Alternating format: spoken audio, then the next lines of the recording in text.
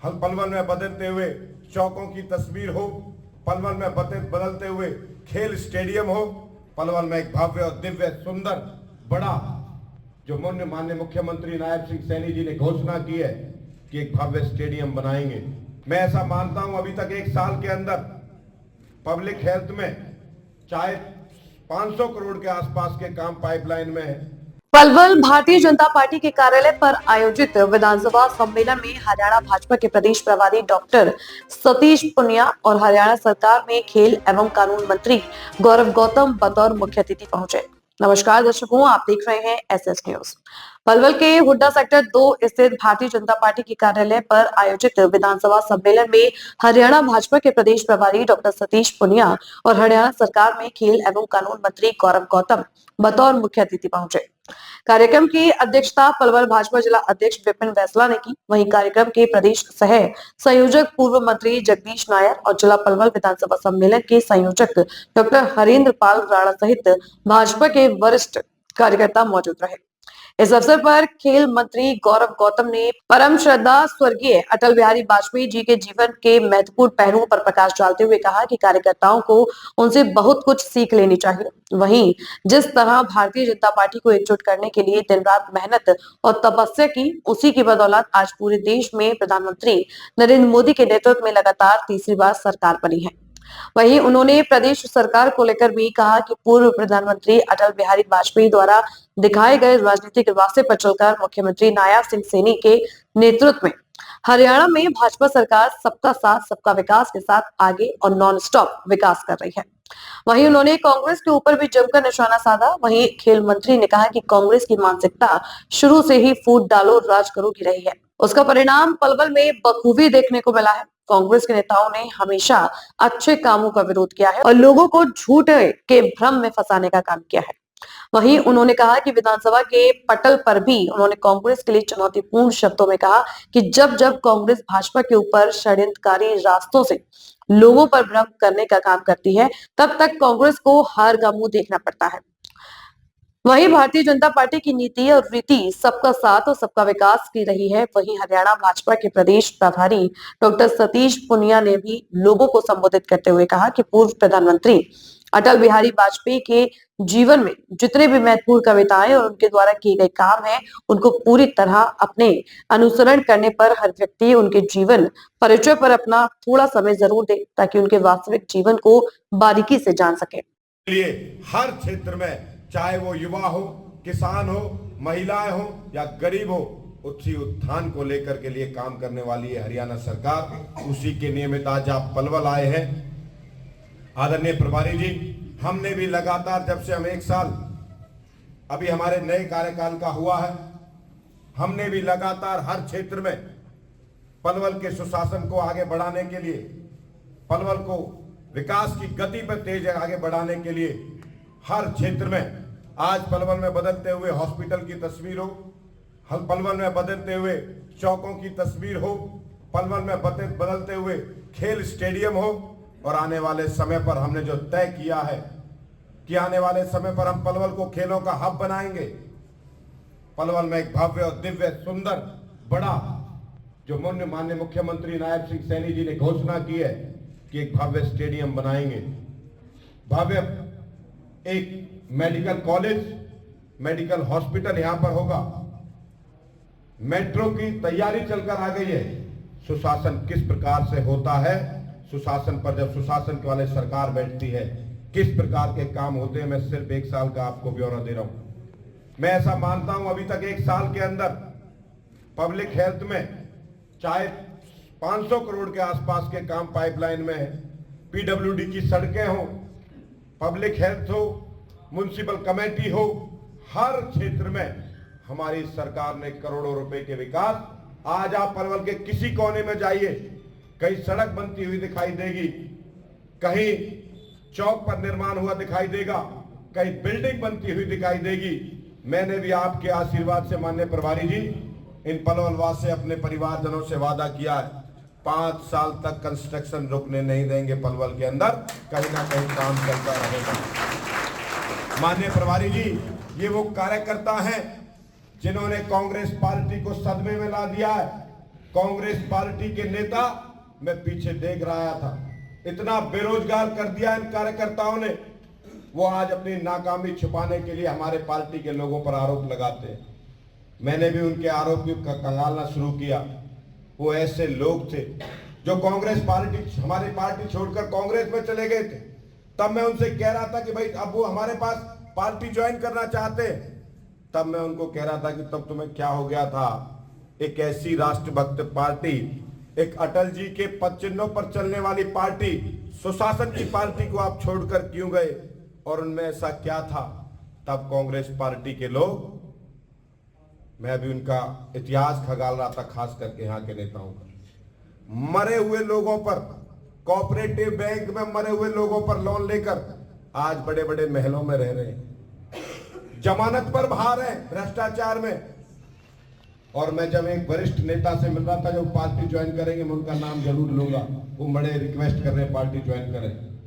किस प्रकार से गरीब लोगों के 50-50 गज के प्लॉट आज उनकी रजिस्ट्रियां नहीं हो रही है, लाइन पार का इलाका हमारा रजिस्ट्रियां नहीं हो रही है, और उनको ये कह के पार्टी में ले आए कि हम तुम्हारी रजिस्ट्री कराएंगे, और जब पार्टी का चुनाव हार गए तो मुंह दिखाने लायक नहीं उन गरीब लोगों के लिए। और माननीय अध्यक्ष, माननीय प्रभारी जी, यहाँ के लोग थे कांग्रेस पार्टी के लोग, जो मेवात में जाकर ये कहते थे कि हिंदुओं अभी तो तुम्हें चलना मुश्किल हो जाएगा, अभी तो आपको रोडों पे चलना भी मुश्किल कर देंगे अगर मेवात में कुछ ऐसा किया था। आज उन्हीं लोगों को इन्होंने घर बिठाने का काम किया। ये वो कार्यकर्ता है जो वो मजबूत शक्ति है, और मैं उनको इस मंच के माध्यम से कहना चाहता हूं, अब की बार तुम में ताकत है तो अब की और जाके दे आना, अब की बार पलवल में घुसने भी नहीं देंगे लोग, इतनी बड़ी ताकत के साथ ही कहना चाहता हूं। माननीय प्रभारी जी, एक षड्यंत्रकारी, एक प्रोपगंडा बनाकर ये कांग्रेस पार्टी चल रही है। ये कार्यक्रम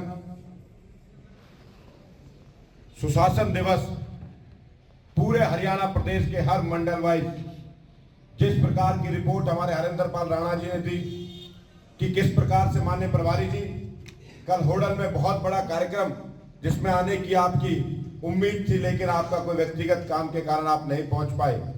बहुत भव्य कार्यक्रम हमारी पूरे जिले की टीम ने भाई जगदीश नायर जी के नेतृत्व में रखा था।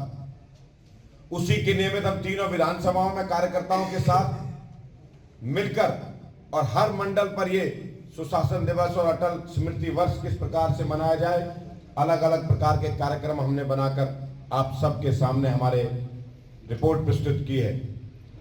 माननीय प्रभारी जी, हम सब आपको सुनने के लिए आए हैं, और ऐसे व्यक्तित्व के धनी, भारत के पूर्व प्रधानमंत्री, भारत रत्न श्रद्धेय अटल बिहारी वाजपेयी जी की जयंती में किस प्रकार का उनका शासन रहा, या हमसे बहुत सीनियर पीढ़ी बैठी हुई है, हमने भी उस शासन काल को देखा, और हमारे मंच पर आप जैसे लोग बैठे हुए, अरविंद यादव जी जैसे, जिन्होंने उनके साथ कार्यक्रमों को और उनके व्यक्तित्व को और उनके सफल कार्यकाल को जिया है, ऐसे आप लोग बैठे हैं। लेकिन हमारी जो हमारे इतिहास में और उनके बारे में लिखा गया, किस प्रकार से राजनीति में शुचिता, राजनीति पारदर्शिता और राजनीति में भारत को आत्मविश्वास देने वाले नेता, जो कभी हम सुना करते थे पोखरण में परीक्षण के लिए, वो सब ने देखा जब अमेरिका जैसा देश भी मना कर रहा था कि नहीं होना चाहिए, उसका दृढ़ संकल्प अगर किसी ने दिखाया तो परम श्रद्धेय अटल बिहारी वाजपेयी जी ने दिखाया।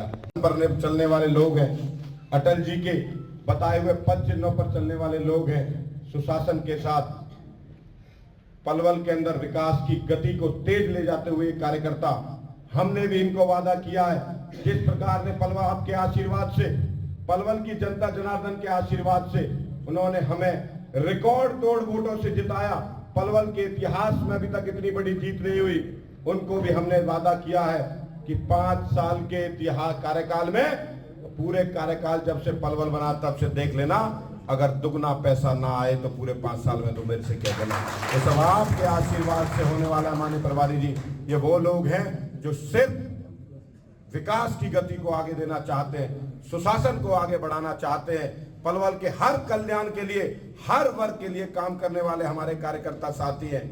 कुछ षड्यंत्रकारी लोग अलग अलग प्रकार से षड्यंत्र करते हैं। मैं अपने कार्यकर्ता साथियों को आज इस मंच के माध्यम से आग्रह भी करता हूं कि उनके षड्यंत्र में फंसने की जरूरत नहीं है। कांग्रेस पार्टी की नीति रीति रही है झूठ फैलाओ, अफवाह फैलाओ और राज करो। मैंने इस बात को विधानसभा के पटल पर भी रखा था। एक नया मुद्दा उठा रखा वोट चोरी और ईवीएम का। जब कहा कि चर्चा करने आओ, चर्चा करो, चर्चा भी नहीं करते हैं। ये कांग्रेस पार्टी, ये विपक्षी दल सिर्फ झूठ और भ्रम फैलाकर राजनीति करना चाहते हैं। मेरी एक कहावत कहते हुए, क्योंकि हम आपको सुनने के लिए आए, आपका आशीर्वाद लेने के लिए आए, कि मैंने कुछ लोगों को पिछले कुछ दिन से देख रहा हूं, हरियाणा में भी और अपने क्षेत्र में भी, वो हमारे लोगों के पीछे ऐसे लगे हुए हैं, कोई जान नहीं, कोई पहचान नहीं, कोई राजनीति से लेना देना नहीं। मैं एक कहावत पढ़ रहा था, माननीय प्रभारी जी, एक जुगनू चमक रहा था और सांप उसके पीछे पड़ गया और जुगनू भागे और सांप उसके पीछे पीछे। तो जुगनू रुका कि सांप, भाई मेरे से क्या गलती हुई है, तू मेरे पीछे क्यों भाग रहा है?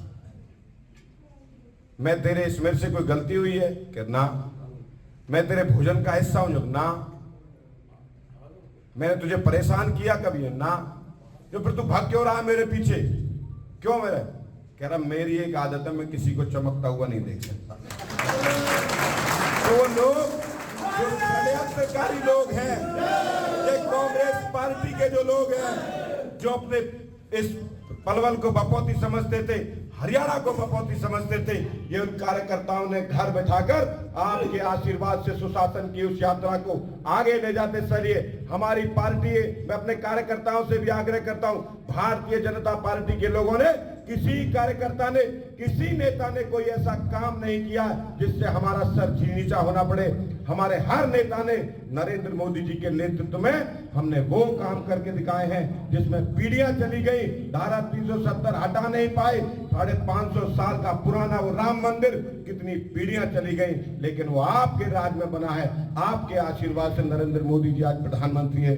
माननीय कार्यकर्ता साथियों, जनता साथियों, मैं तो यही आपसे आग्रह करता हूं कि जनता में जाकर सुशासन और विकास की बात, हमें राजनीति जनता जनार्दन ने इसीलिए तीसरी बार चुना है कि जो अटल जी ने हमें रास्ता दिखाया था, विश्वास, पारदर्शिता और जवाबदेही, आज बदलता हुआ हरियाणा, हर क्षेत्र में डिजिटल क्षेत्र हो, आज गरीब व्यक्ति भी सीधा डीबीटी के माध्यम से डायरेक्ट उसके अकाउंट में पैसा पहुंचता है। आज घर बैठे रजिस्ट्रियां, ई रजिस्ट्री करने का काम इस सरकार ने किया है। और जिस विभाग का मैं मंत्री हूं, माननीय प्रभारी जी आपके आशीर्वाद से, नरेंद्र मोदी जी के आशीर्वाद से और माननीय नायब सिंह सैनी जी के आशीर्वाद से,